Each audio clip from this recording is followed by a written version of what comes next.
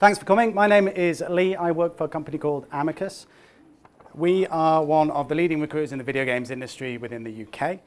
We are here today to share some hints and tips and sort of general advice in terms of CVs, profiles, portfolios, interview techniques, things like that. I'm joined by my colleagues Kim, Leon, and Ethan.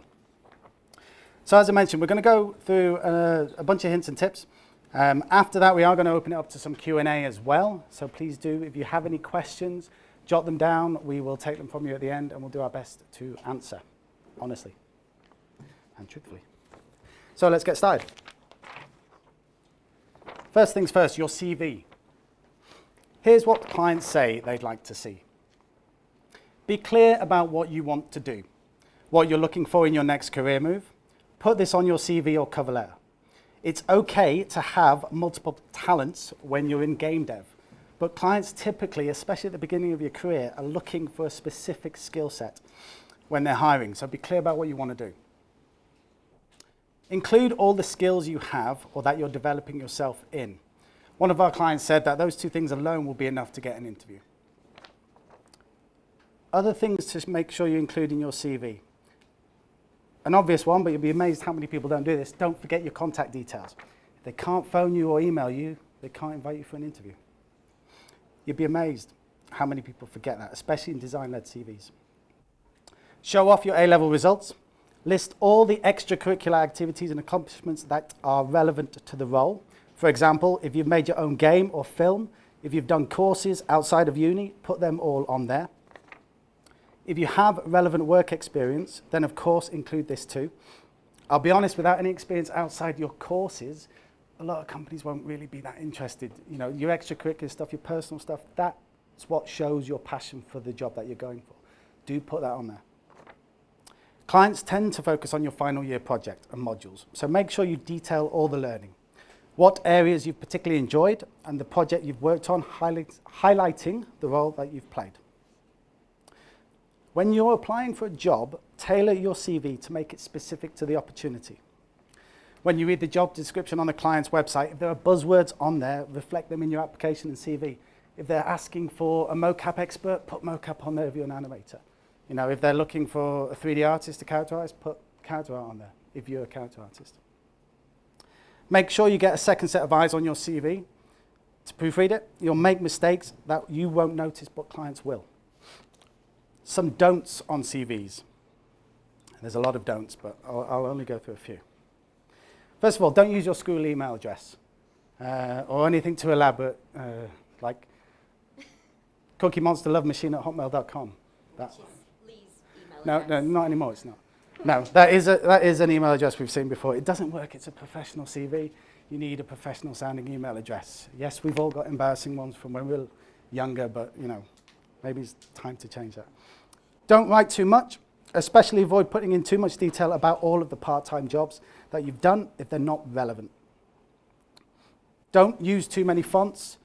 CVs do not have to be overly creative. You can have a design-led CV, and we'll talk about that later in the Q&A, but let your portfolio do the talking when it comes to the creative side, your artistic side. Your CV needs to be relatively factual. If there's too much going on there, if it's too busy, they're not going to find the information that they want to see. Don't send a generic CV either. Do your research, show the client that you really want their job, not just any job. And by that I mean, like I said earlier, if you're applying for a character art job, don't open your art CV with I'm an environment artist and I really want to be an environment artist. You've just told the client that you don't want to do the job that you applied to. So that's your CV. Thank you. Okay, now onto your portfolio. So regardless of what you're studying, whether you're creative, whether you're technical, you all want to be showing all your skills and hard work on your portfolio. So here's just a few hints and tips of how to make the most of that. So it might sound super obvious, again, a lot of these things sometimes do, but really do make sure that all of your links work. It does happen, we get hyperlinks that we click on that go straight through to an error page and it doesn't look great. Also add a hyperlink. We do sometimes get CVs where you can't click on a portfolio link and you can't even copy and paste it because it's a beautifully design-led sort of photograph image, so please try to make it accessible and easy to review. Make sure that the portfolio itself is easy to navigate, well explained and not too cluttered. What we always suggest is finding someone whose work that you really admire, who's doing the job that you want to get. So it might be an artist who's created art on your favourite game and they are who has inspired you to do what you're doing now. Why don't you find them on LinkedIn, put their name into ArtStation, have a look at their portfolio. That's got them to where they are today. Use that as a benchmark and try to get yours to their standard. We do tend to get quite a lot of questions about what you should show in the portfolio, what you shouldn't. So some clients have fed back to us and they've said that university portfolios can be super wide ranging, but some of the assets on there can be of poor quality. What they'd actually prefer to see is just a few high quality pieces in there. And they are interested in what you've done at university, but if your final year project, for whatever reason, doesn't show your best work, you can just add some additional assets that actually do. Clients actually love it when you put a breakdown. So if you're a game design student, attach the design docs. If you're an artist, show the concept work that got you to that final finished polished piece, etc. What that shows them is how you've actually gone about the work and the process, but it also talks a lot about you as a potential employee as well. Show variety. Sometimes, it's important for generalists, and sometimes people are really specialist in a particular style. They might be a character artist who really focuses on like a realistic human style character. The ability to show that you're able to adapt will help you to get a long-term role. Clients, when they're looking at you and your portfolio, they're obviously thinking about the game they're working on now, maybe the next game they're just about to work on, but they are thinking about you within their business for the next 5 to 10 years. So the more range that you can show and the ability to adapt, the more likely you're going to be a great candidate for their firm. Don't feel that you have to show everything you've ever done. Just include the best examples that you would actually want to show a potential employer on your portfolio. And it's a great idea to tailor any pieces of work to the role that you're applying for, even if it does mean sitting aside and creating a few extra pieces of work. Personal work. Some people are sort of reserved to show this on portfolios. They think sometimes it needs to be all professional. Definitely show personal work. It really demonstrates your commitment outside of what you've been asked to do, and clients absolutely love it. It's also okay to show unfinished work or a progression piece, but just please detail that and make sure that it is addressed so it doesn't look strange next to any of your polished pieces. And finally, look for opportunities where you can do tests from studios. It's a great way to secure a role, but if you're not successful, you can get feedback on why you weren't selected, and it's also a great piece to use in your portfolio as well. Fantastic. Thank you. Oh, sorry. All right, so that's your CV, that's your portfolio. You've sent it off, yay, you've got an interview. This is where it gets a little bit much more scary. So, yeah, job interviews can be a nerve-wracking experience. Prep properly so that you feel comfortable, relaxed, and confident when you're there. Clients expect all candidates to read their website, but those who stand out have gone a little bit further, Googled a little bit deeper, read about what they're working on next, what they've worked on recently, what's gone really well. Probably the most important tip, and you'd be amazed how many people don't do this, play their game.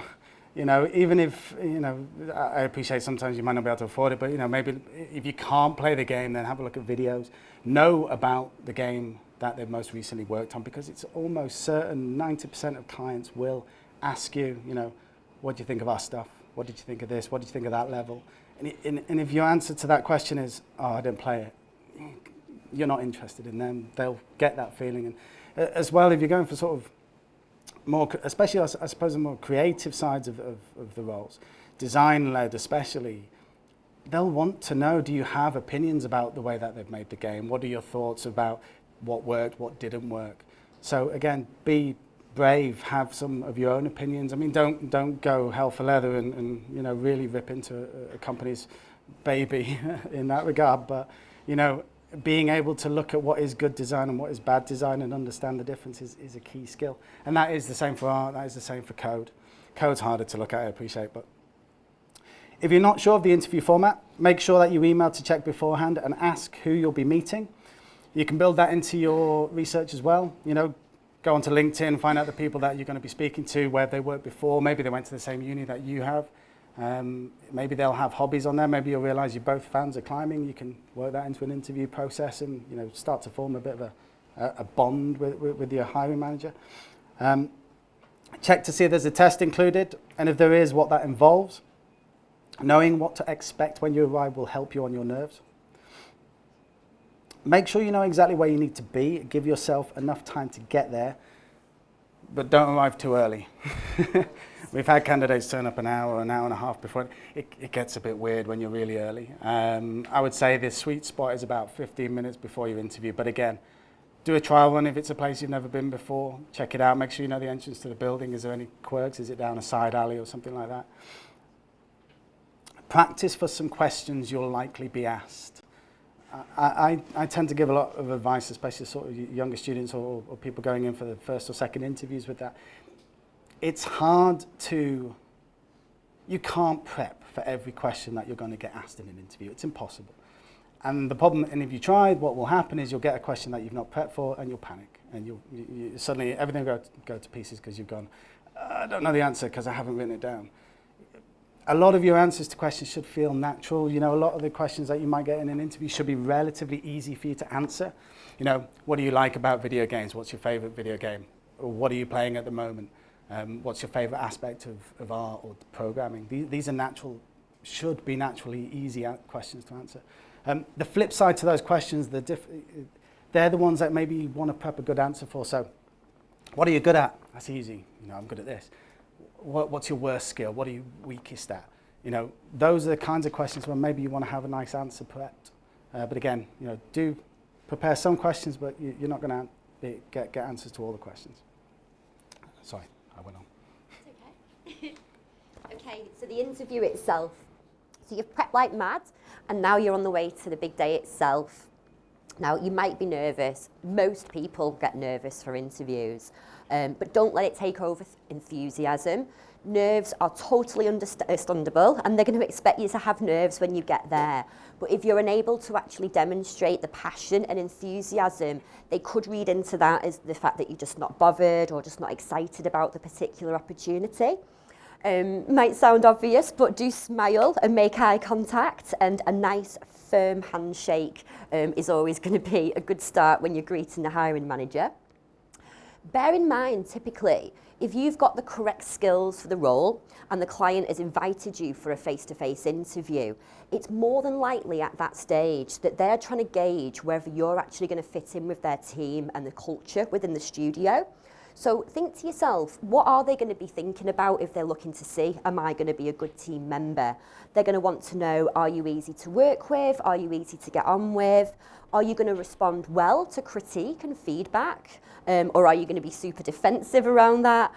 Do you have a genuine enthusiasm and passion for your subject and the games that they create? So bear those types of things in mind.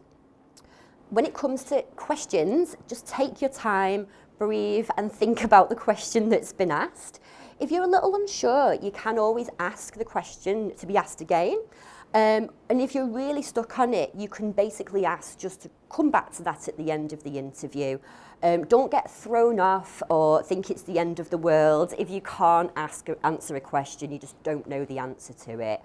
It's just a learning curve. Remember that question, Google it when you get home, prepare an answer if that question ever comes up again, and that will just be knowledge going forward for your next interview. Always have some questions prepared about the company, such as where is they're headed to, what career paths are available within the organisation, how the role that you're applying for fits into the structure of the business, and maybe a bit about the culture of the team and the studio in general.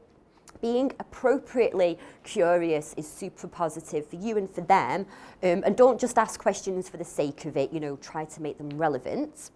A bit of practical advice, and again, it might sound super obvious, but the amount of people who dehydrate and lose their voice in interviews, we get told about it quite a lot, hence the water. So drink water before and during. Yeah, otherwise the opposite might happen. But no, genuinely, it'll just help when you're talking, you'll just help get your breath, and you're not going to get a dry throat and lose your voice altogether. And then, yeah, after the interviews took place, some people don't know whether this is a good thing or a bad thing, but we would say definitely do follow up. Send a nice message to the person that you've met with. You know, it was really, great to meet you. Thank you very much for your time. Please feel free to come back to me if you've got any further questions. And I'm really looking forward to hearing the outcome, and that would be a really nice end to seal that. Perfect. Mm-hmm. So that's the interview. There's a few other tips which didn't sort of fit nicely into those topics that we also wanted to share with you that we think will help you stand out from the crowd as a grad. I'll whiz through them now. Students who stand out to our clients are those who aren't satisfied with just working on university projects. We touched on it before, personal projects, these sorts of things. They carry a lot of weight because they're the things you do because you love doing it, not because someone told you to do it. I mean, the university work is important. It should usually be sort of your finest piece, especially your final year stuff. But again, personal work, self-learning, self-growth. Oh, I've not done, I've not made a quadruped in my course yet. Oh, I'll go and make one. Go online, YouTube, find some sort of resources there. Make yourself memorable. Get in contact with studios that interest you. Maybe ask about voluntary opportunities or ask for some feedback from them as a professional source, especially if you did get rejected from an interview. It's never nice, but any feedback from a potential employer can help a lot. Maybe there was something missing in your portfolio that you can work on for next time for the next company that you apply to. Be persistent and proactive. Again, Kim sort of touched on that in terms of the following up to the interview. We can't stress it enough. CV sending out, applying for jobs, it's not really a fire and forget exercise. It should be a send it out, keep a spreadsheet, track where you've sent, who came back. If it's not been a week, drop an email, chase them up. Sometimes you can, it sounds terrible, and especially with some of the bigger studios, if you might be one of 200-300 applications to that company. Stuff gets lost, and it's the proactive students that follow up, that sort of seek feedback or sort of seek an answer that can get sort of their foot in the door, really. Take opportunities to build your network. Get business cards printed if you feel it's relevant. Put on their portfolio link, LinkedIn. Attend industry events, game jams, things like that, where people within the games industry will be. Pass these out. Get talking, again, ask for advice. Don't stand out for the wrong reasons. Be careful, and this is a minefield nowadays. We're lucky we kind of got away with it, but be careful with your online profile.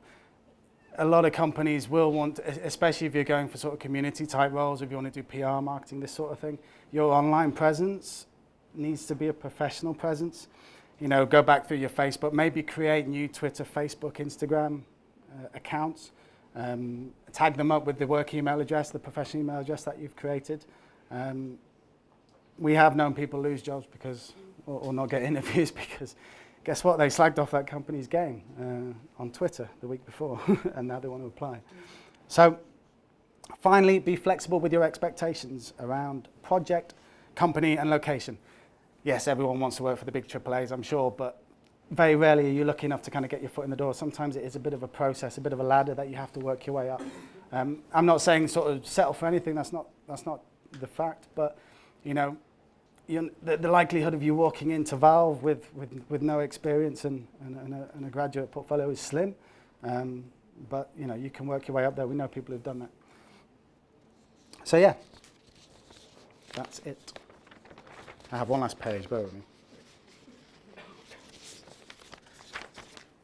Okay, so hopefully you found some of those tips useful. As I mentioned before, we would now like to open up the floor to sort of questions. If you've got anything you want to ask, please do. Now is the time. Oh. I was worried no one would ask a question, but yeah, haven't you finished? Go for it. So the games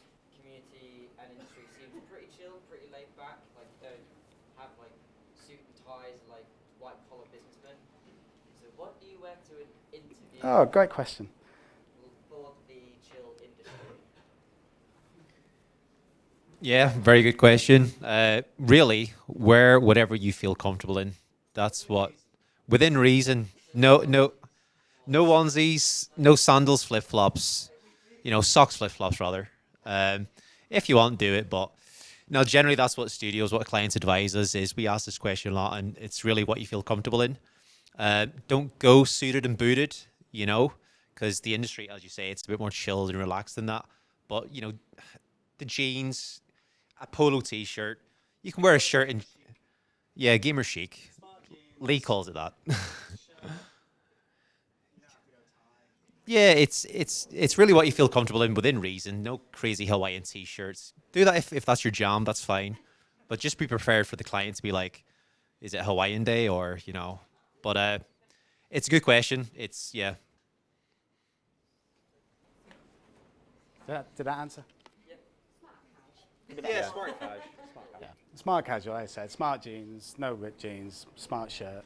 You'll find that what you wear for the interview will probably be a bit smarter than the day-to-day. Most people in the games industry will be wearing jeans and a t-shirt.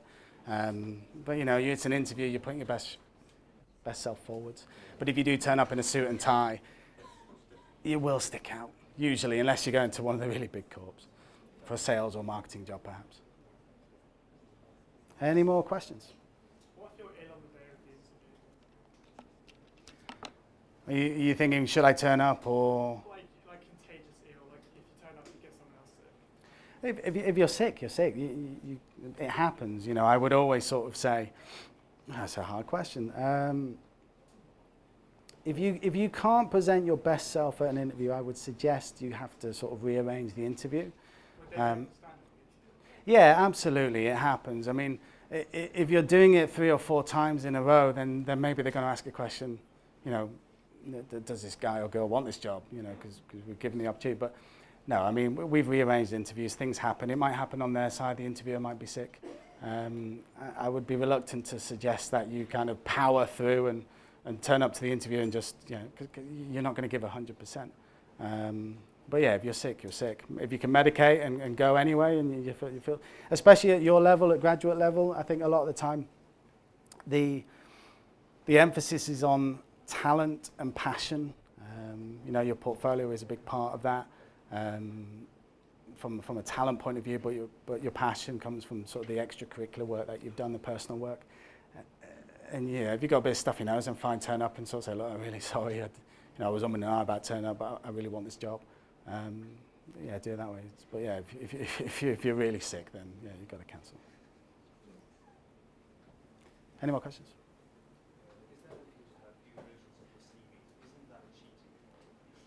A few versions of your CV.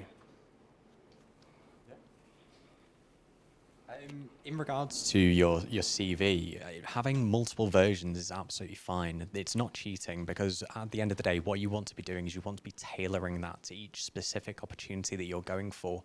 If you're applying for a AAA, you're going to be utilizing different sorts of language than you would be if you're applying for an indie maybe. So it's all about, tailoring it once again. So just going back to the points that we made earlier, I would be very confident in saying if you have multiple copies of your CV and you're, having different sort of versions of that, that's absolutely fine. There's nothing about cheating in that at all. I'd recommend it. Yeah, massively. It's again tailoring your application to the job you're going for. Yeah, your CV should never be finished. No. It's alive. It's quite organic. It can change. It should change. 100%. Definitely. Does that answer that? Yeah. Any more questions? How do you keep your job once you've got one? So Kim, do you want to go for this one? Yeah. How do you keep your job once you've got it? Well, you've done the hard bit. Yeah. In what respect? When you first join it, you're going to be worried, making little mistakes when you started. It will take a start at usually, but how do we keep the process going and still keep developing to the point of essentially wanting to grow through industry and just make sure that we always stay, involved with the team and, wanting to stay in that How not to get sacked in your first 6 months. Yeah. Okay. So what you'll find is most professional studios, you will have a probation period, and within that probation period, they will tell you how you're going to be benchmarked about, what does success look like? Do I need to create X amount of assets within a certain time period? Or are you looking at the quality of what I'm doing? They will tell you, and any good studio will be able to sit down with you from day one and say, right, this is how your first 6 months is going to look. We're going to review maybe every week, every month. We'll sit down, we'll talk about what you're doing that's great.